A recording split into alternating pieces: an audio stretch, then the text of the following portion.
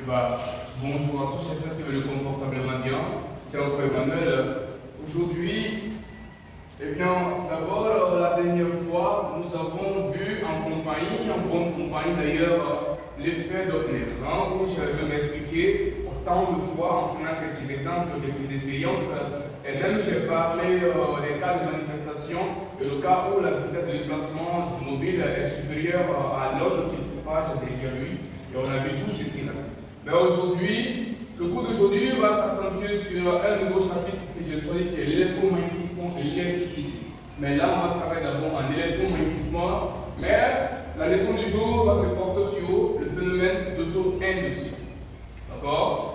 Et bien évidemment, l'auto-induction, c'est un cas particulier de l'induction électromagnétique. Donc, ce qui veut dire qu'avant d'abord de parler de l'auto-induction, on va parler de l'induction électromagnétique. D'accord? Bien. Donc, sur ce, nous avons induction électromagnétique. C'est quoi l'induction électromagnétique? L'induction électromagnétique, c'est quoi? Lorsque je prends alors un élément et une bobine bien sûr, et que alors je fais varier, c'est-à-dire que alors je fais mouvoir, je fais déplacer, alors l'élément au voisinage de la bobine, on va simplement observer quoi? On va observer simplement l'apparition alors des champs magnétiques à l'intérieur de la bobine. D'accord? Donc l'apparition des champs magnétiques à l'intérieur de la bobine. Ce qui veut dire que alors le champ magnétique qui apparaît à l'intérieur de la bobine provient de l'extérieur. D'accord? Donc dans ce cas, l'aimant et l'induit, le temps pour moi, l'inducteur et l'induit sont deux choses différentes. Ok? L'inducteur c'est quoi? L'inducteur c'est l'aimant. L'induit alors c'est la bobine. Ok? Parce que là c'est l'aimant qu'on fait varier au voisinage de la bobine. Ok? Donc alors à l'issue de cette petite expérience, on dira que l'induction électromagnétique, c'est alors l'action des champs magnétiques provenant de l'extérieur sur les circuits. On est d'accord? Voilà. Donc l'induction électromagnétique, c'est l'action des champs magnétiques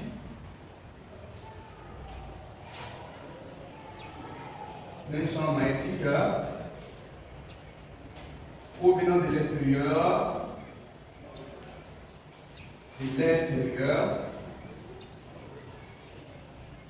sur un circuit. Vraiment.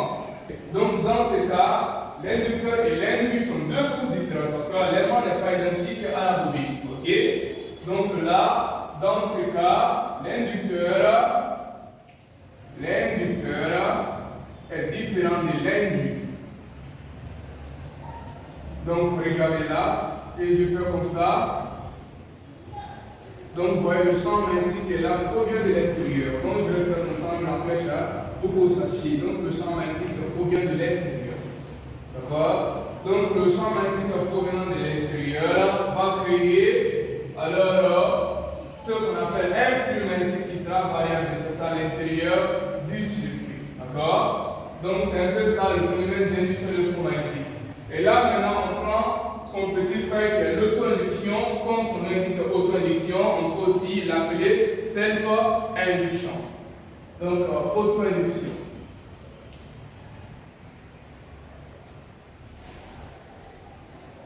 Auto-induction ou self-induction.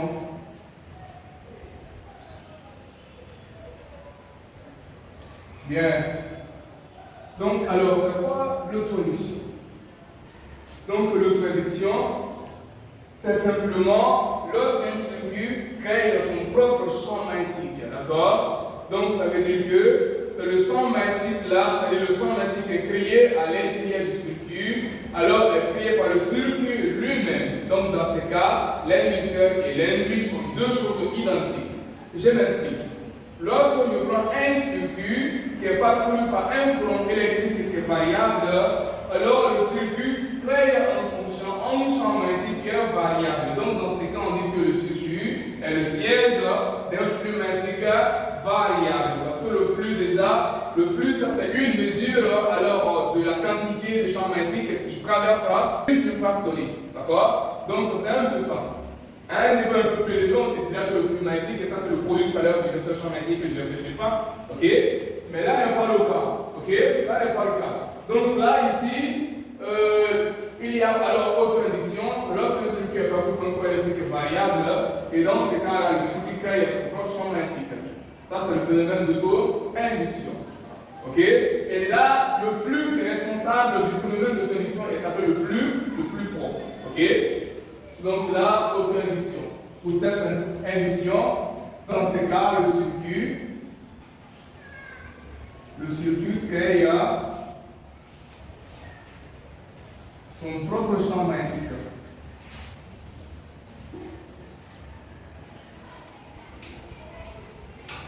Champ magnétique, d'accord?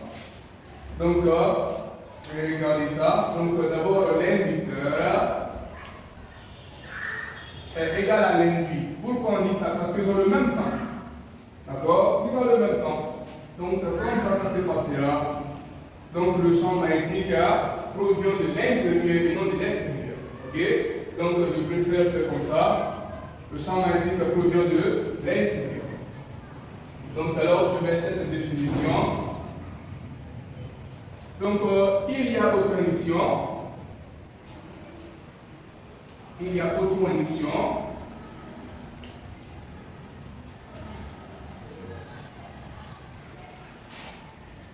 C'est lorsqu'un circuit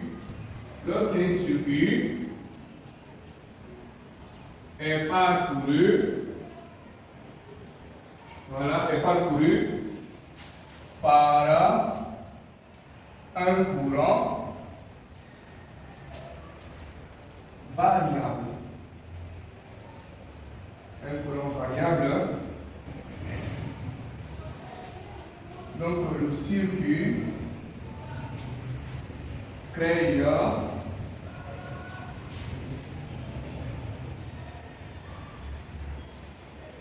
un champ magnétique qui est variable.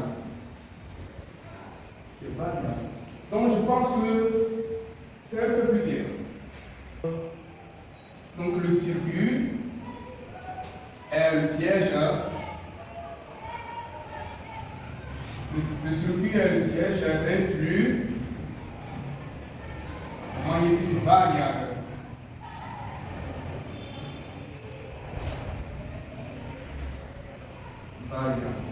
D'accord? Donc c'est ça le phénomène d'auto-induction.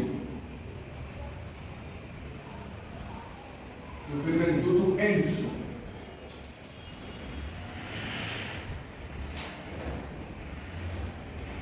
Ok? Donc c'est ça le phénomène d'auto-induction.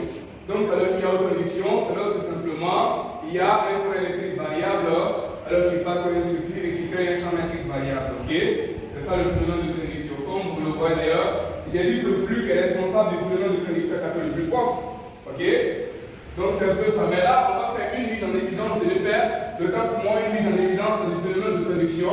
Alors je vais alors utiliser le dispositif expérimental où je vais prendre un générateur, je vais prendre deux lampes identiques.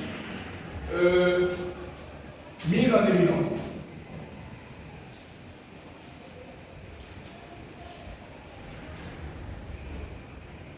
Mise en évidence expérimentale, je prends dispositif expérimental.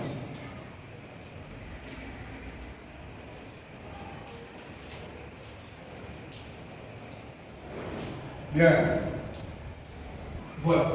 Et là, je fais comme ça. J'ai un conducteur unique ici. Ok. J'ai une lampe ici. La lampe M1. Conducteur de résistance R. Et bien là. Ok. J'ai ici une bobine.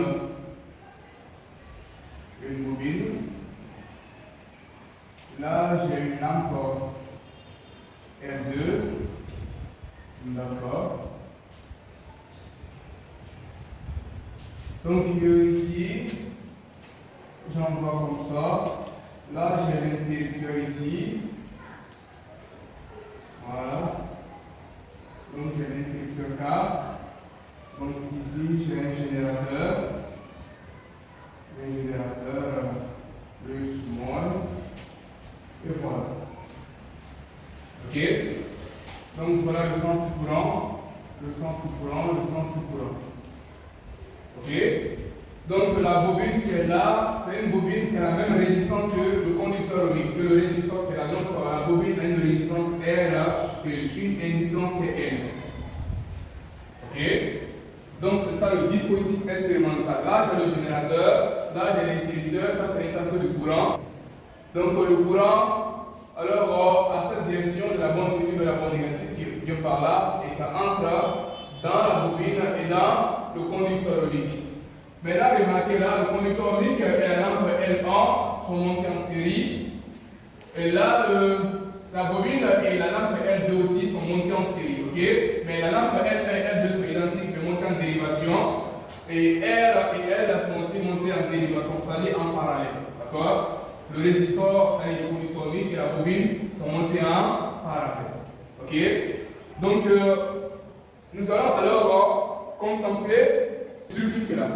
Okay. Mais d'abord, pour rendre le phénomène de connexion observable, nous allons introduire soit dans la bobine ici, soit un noyau de fer doux, soit alors un câble de fer doux, ou soit prenons une barre de fer douce. Okay. Donc nous allons introduire dans la bobine un noyau de fer doux. Donc là, j'ai un noyau de fer doux ici, puis j'ai un trou. D'accord? Donc, alors, lorsque je ferme l'interrupteur, alors la lampe L1 va s'allumer immédiatement. Ok? Par contre, la lampe L2 va s'allumer progressivement. Et lorsqu'encore j'ouvre l'interrupteur, alors là, j'ai coupé le courant. La lampe L1 va encore s'éteindre immédiatement, tandis que la lampe L2 va s'éteindre progressivement. Qu'est-ce que cela veut dire? Pourquoi la lampe L2 s'allume progressivement et s'éteint encore progressivement? Parce que simplement, il y a la présence d'une bobine ici. D'accord? Donc la conclusion sera quoi? La conclusion sera que la bobine qui est là est alors la cause du retard de l'établissement et de la coupure du courant dans la lampe L2. Ok? Voilà. Donc si vous me permettez d'ailleurs, je peux alors les écrire ici, mais je pense que ce n'est plus utile parce que j'ai déjà expliqué. D'accord? Donc la conclusion, c'est justement la conclusion que je vais mettre. Donc par conclusion, on dira que la bobine est alors la cause, je disais ceci, est la cause du retard de l'établissement au début lorsque j'ai fermé l'interrupteur. Donc là, la lampe L2 s'allumait progressivement. Donc la bobine est la cause du retard de l'établissement du courant dans la lampe L2. En même temps, la cause du retard de la coupure du courant dans la lampe L2. Tandis que la lampe L1, à chaque fois qu'on allume le connectant, c'est immédiatement. Immédiatement que ça. Donc vite fait et vite accompli. Ok? Donc je vais dire ceci. La bobine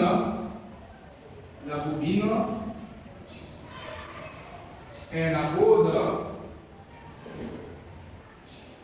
du retard de l'établissement.